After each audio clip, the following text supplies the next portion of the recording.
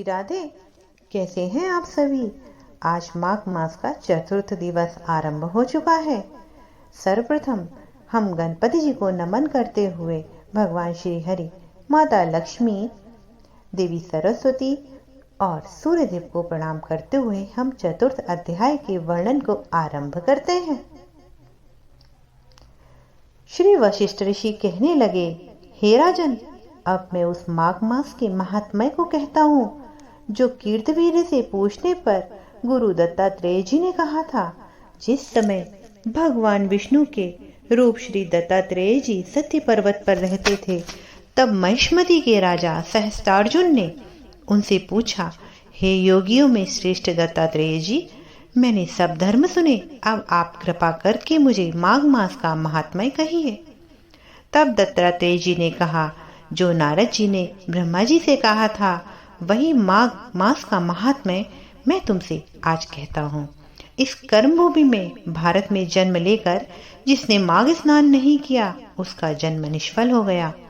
माघ मास महात्म्य भगवान की प्रसन्नता, पापों के नाश और स्वर्ग की प्राप्ति के लिए माघ स्नान अवश्य करना चाहिए।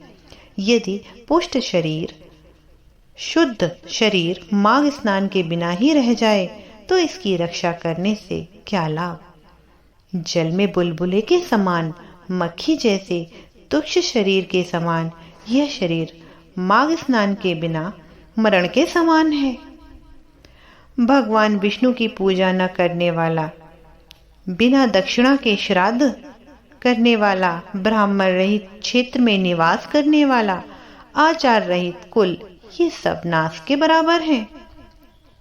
गर्व से धर्म का, क्रोध से तप का, गुरुजनों की सेवा न करने से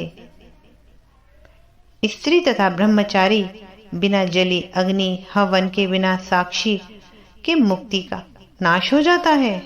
जीविका के लिए कहने वाली कथा, अपने लिए बनाए हुए भोजन की क्रिया, शूद्र से भिक्षा लेना, यज्ञ तथा कंजूस का धन, यह सब नाश का कारण है।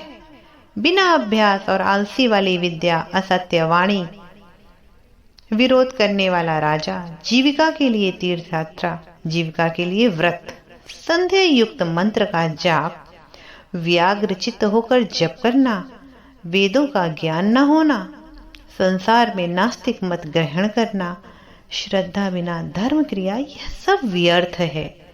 और जिस तरह दरिद्री का जीना व्यर्थ है, उसी तरह माघ स्नान के बिना जीव का जीना भी व्यर्थ है।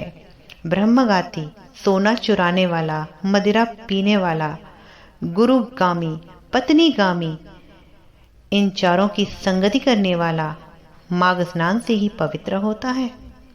जल कहता है, सूर्योदय से पहले जो मुझे स्नान करता है, मैं उसके बड़े बड़े पापों को नष्ट करता हूँ। महापातक भी स्नान करने से भस्म हो जाते हैं। माघ स्नान के जब समय आता है तो सब अपने पाप नाश के भय से कंपन करने लग जाते हैं। जैसे मेघों से युक्त होकर चंद्रमा प्रकाश करता है, वैसे ही श्रेष्ठ मनुष्य माघ में स्नान करके प्रकाशमान होते हैं। काया वाचा मनसा से किए हुए छोटे या बड़े, नए या पुराने, सभी पापों का नाश हो जाता है।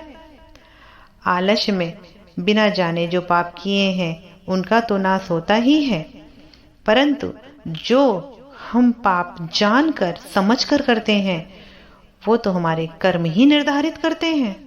जिस प्रकार जन्म जन्मांतर के अभ्यास से आध्यात्मिक ज्ञान की प्राप्ति होती है, उसी प्रकार जन्मांतर अभ्यास से माघ स्नान में मनुष्य की रुचि होती है। यह अपवित्रों को पवित्र करने वाला बड़ा तप संसार रूपी कीचड़ को धोने की पवित्र वस्तु है। हे राजन, जो मनवांछित फल देने वाला माघ स्नान नहीं करते, वह सूर्य चंद्र के समान भोगों को कैसे भोग सकते हैं।